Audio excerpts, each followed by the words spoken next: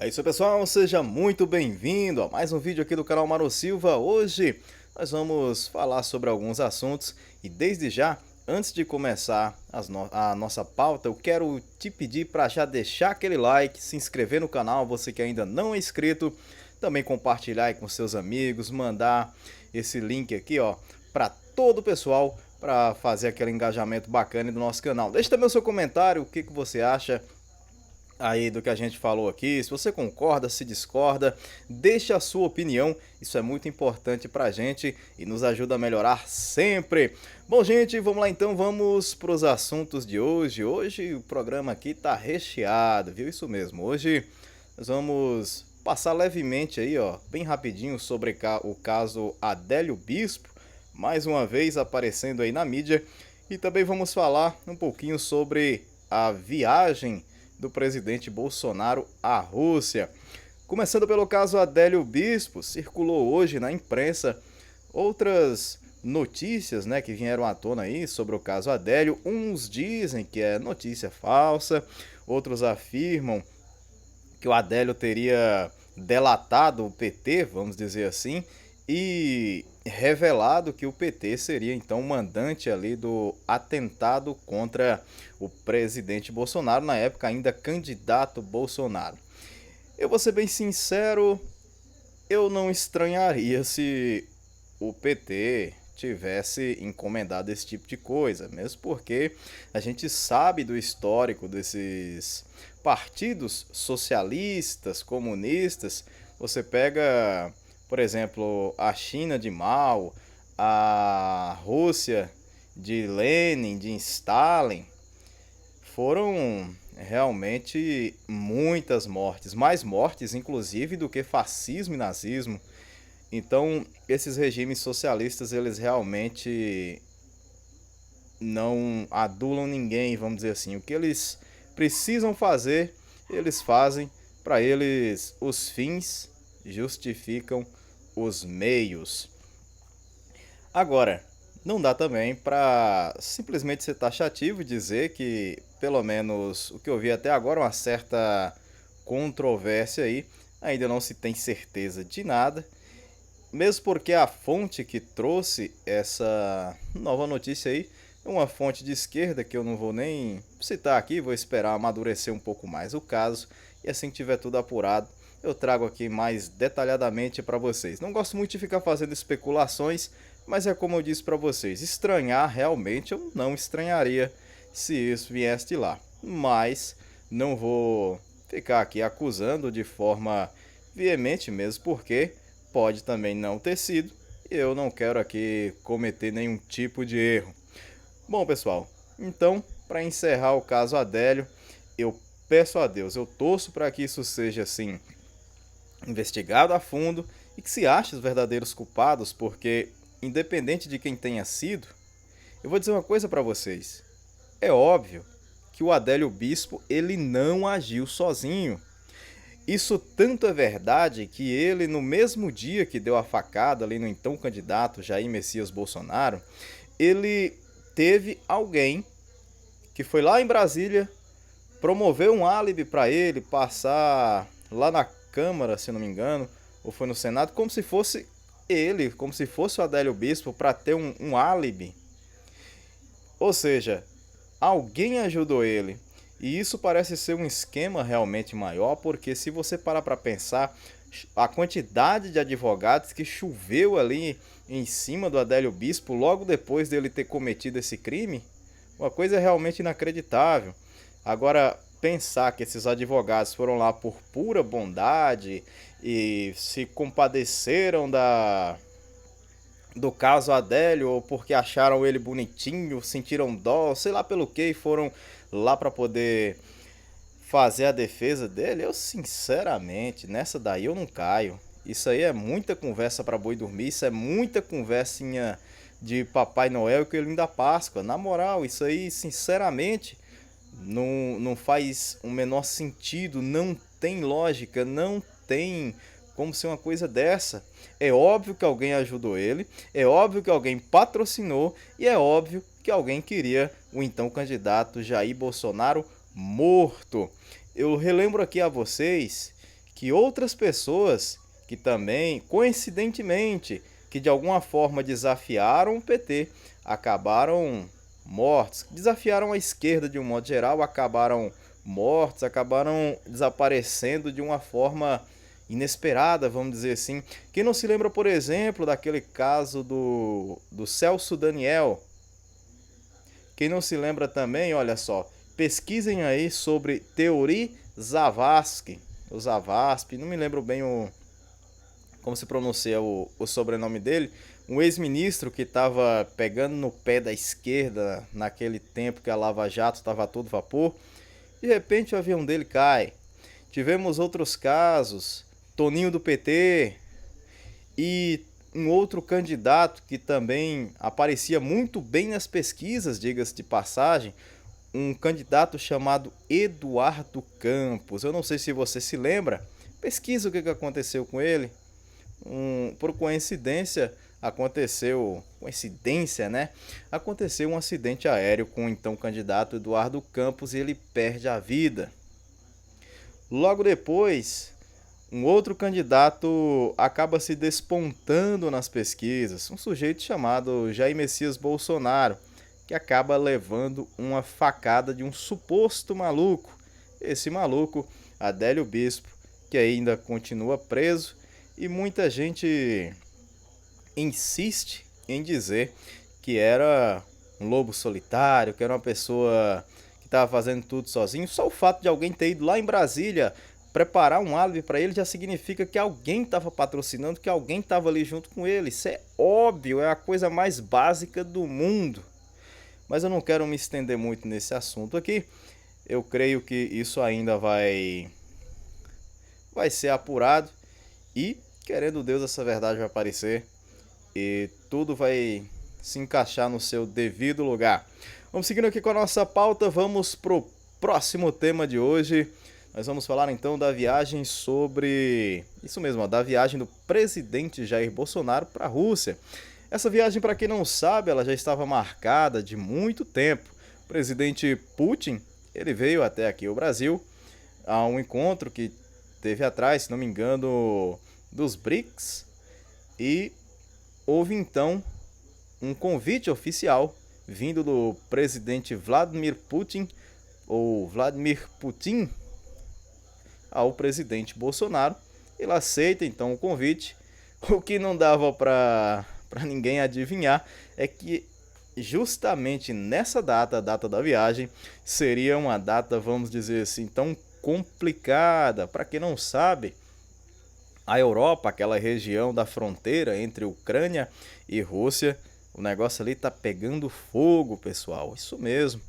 A Rússia, que há pouco tempo anexou um pedaço do território ali que era da Ucrânia, a região da Crimeia, ela agora, por conta do expansionismo da OTAN, por conta do expansionismo do Ocidente, a gente já até trabalhou isso aqui em outros vídeos. Eu quero te dizer o seguinte: por conta dessa série de fatores geopolíticos ali na região, a Rússia, ou o URSS, né, também como é chamado, como é conhecido ali a Rússia, eles olharam para o Ocidente e falaram: opa, aqui não. Há um tempo atrás existia a chamada Guerra Fria e a OTAN, ali, a Aliança Militar do Atlântico Norte, depois da queda da União Soviética, eles ganharam, vamos dizer assim, a Guerra Fria. Os Estados Unidos ganhou a Guerra Fria junto com a OTAN. Então, a União Soviética, ela perdendo a guerra, acabou se desmembrando, se transformou em várias repúblicas: a Rússia, o Cazaquistão, a Ucrânia, Bielorrússia, o Belarus, várias repúblicas ali. E o que aconteceu? Aquele pacto que existia ali, ele acabou sendo desfeito, chamado Pacto de Varsóvia.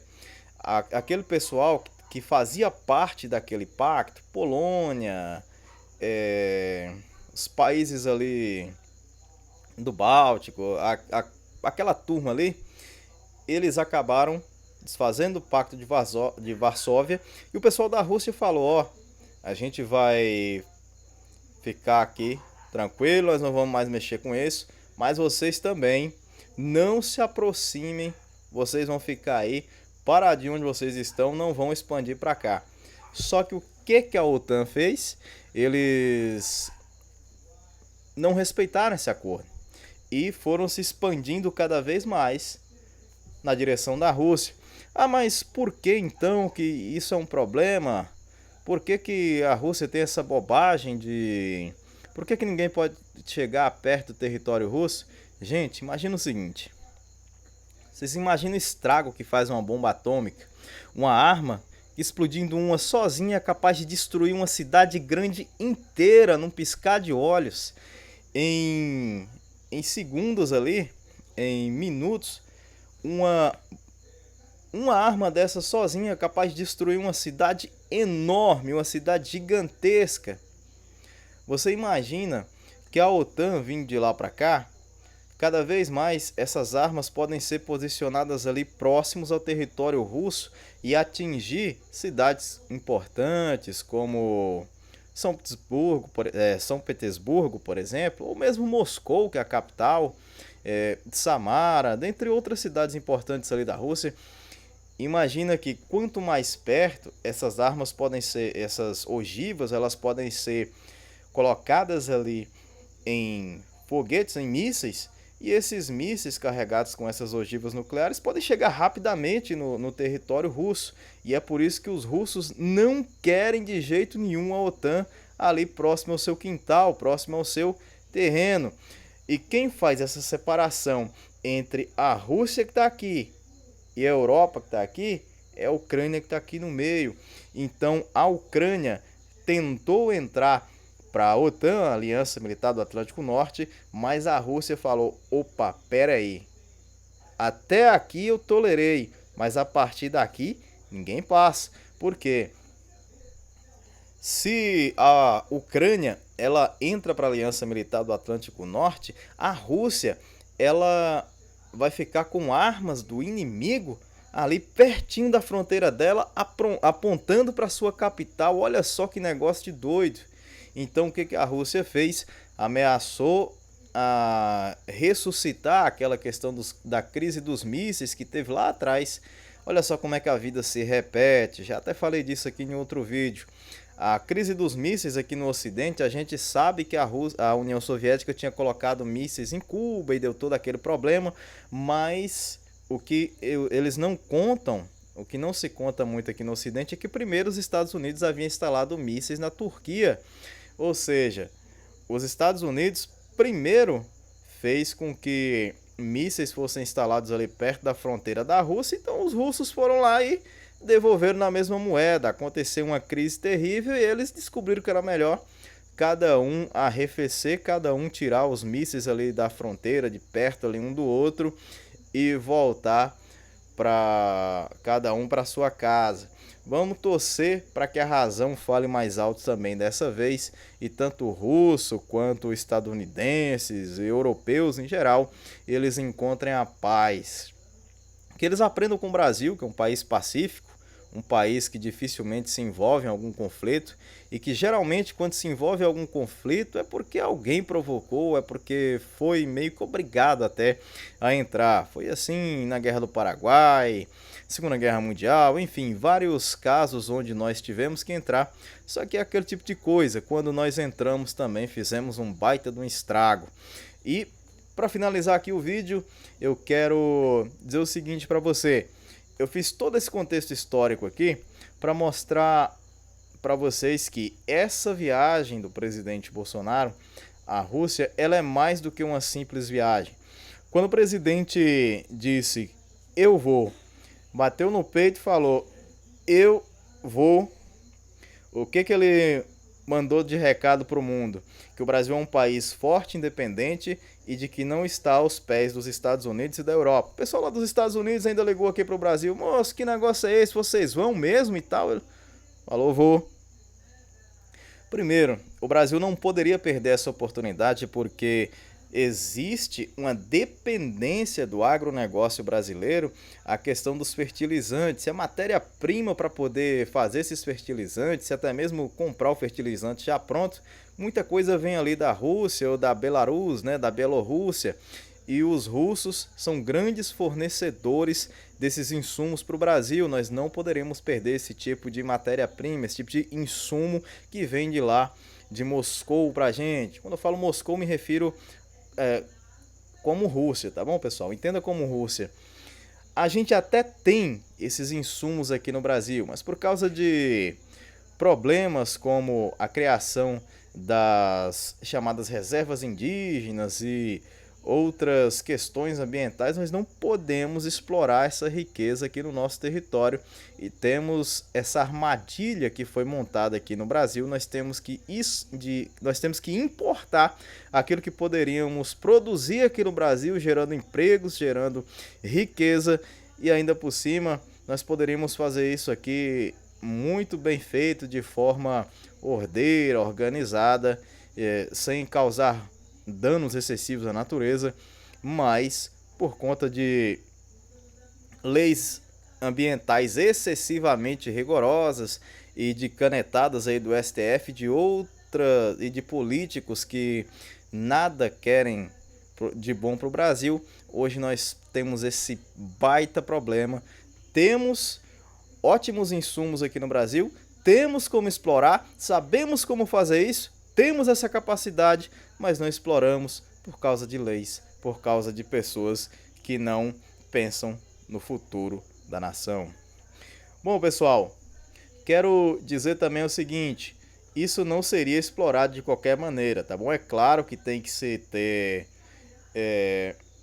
um manejo correto para a natureza não sofrer danos excessivos, esse tipo de coisa, mas isso é algo bem controlável e o Brasil tem uma lei ambiental muito boa, diga-se de passagem, se não a mais dura, uma das mais duras do mundo, e a gente sabe muito bem como respeitar a natureza. Tanto que aqui a gente tem, se não me engano, 64% das florestas ainda virgens, preservadas como era no tempo aí do descobrimento, enquanto na Europa eles já estraçalharam ali 94, 95, 96% das suas florestas. E eles agora, que praticamente já não tem mais nada como era antes, tentam até replantar partes dessas florestas, mas sinceramente eles não chegam nem perto do que existe aqui no Brasil. Nós somos o país que mais preserva no mundo. Eu não estou falando aqui eu estou falando que o Brasil é o país que mais preserva no mundo. E quando eu digo isso para vocês, é de forma muito séria e honesta. O Brasil tem realmente uma capacidade incrível, uma capacidade ímpar. Nós somos um dos maiores produtores de alimento do mundo, utilizando poucas terras, utilizando uma mão de obra muitas vezes especializada. O agronegócio brasileiro ele é pulsante, é pujante, é realmente poderoso e a gente faz um trabalho excepcional. A Embrapa, também vários outros órgãos aí do governo, empresas particulares fazem um excelente trabalho pelo agronegócio brasileiro. E isso tudo, essa viagem tem a ver com todas essas questões aí. O Brasil, através do presidente Bolsonaro, vai ali negociar junto com a Rússia, do presidente Putin, essa questão dos insumos para o agronegócio brasileiro. Também vai ser discutido lá, né, questões de defesa, tanto que os comandantes das 3 forças brasileiras estão indo aí nessa viagem. As 3 forças me refiro ao Exército, Marinha e Força Aérea ou Aeronáutica. Nós temos então uma viagem importantíssima. Hoje até alguns adversários, Ciro Gomes e também ali o Moro, se não me engano, foram eles mesmos que fizeram críticas à viagem do presidente e tal. Só que o que eu digo desde já essa viagem era mais do que necessária, era vital para o Brasil. Eu creio que se até fosse possível, talvez o presidente Bolsonaro tivesse adiado isso, até por questões de segurança, uma zona de conflito. Mas eu digo para você, essa viagem não foi adiada porque ela é simplesmente imprescindível, é simplesmente fundamental para que o Brasil se torne a potência que é e diga para o mundo nós somos uma potência em nós mesmos e não dependemos de esmola ou de aprovação de ninguém. Nós fazemos os nossos próprios negócios e nós fazemos, né, os nossos próprios negócios com quem quiser fazer negócios com a gente, mas isso agora tem que ser bom para o Brasil também. Chega de fazer negócios que prejudicam o Brasil, como no passado, refinarias, Abreu e Lima, dentre outras por aí, outros negócios que deram muito errados. Hoje em dia, o Brasil procura sempre fazer negócios que são bons para os outros países e, é claro, para o próprio Brasil. Todo negócio, quando é bom, bom mesmo é quando é bom para os dois. É uma via de mão dupla. É bom para mim, é bom para você e é assim que tem que ser. Bom, gente, esse vídeo ele vai ficando por aqui. Quero dizer para você que ore aí por todos nós, né? Ore pelo Brasil, você que tem fé, você que acredita em Deus.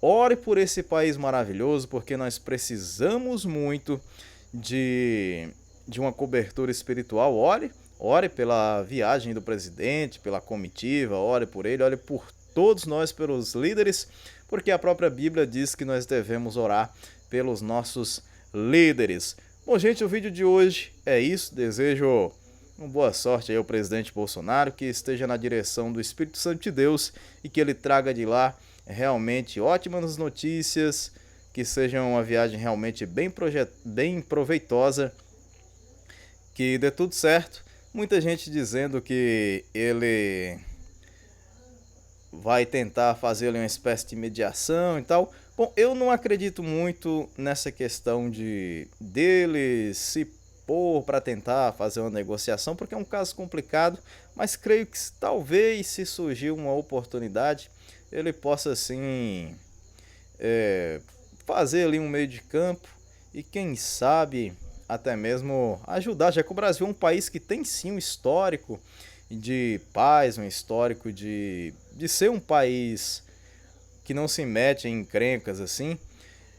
Quem sabe ele não possa ajudar ali. Mas enfim, eu acredito mais que ele vai ficar na dele e vai fazer realmente aqueles negócios, levar adiante aquelas negociações que são vitais para o nosso país. Bom, gente, é isso aí, o vídeo fica por aqui. Agradeço a Deus por mais um dia, né? Obrigado aí pelo carinho da sua audiência. Você que assistiu até aqui, muito obrigado por assistir esse vídeo. Fiquem todos com Deus. Obrigado pelo carinho da sua audiência e até a próxima. Se Papai do Céu assim nos permitir. Valeu, fui!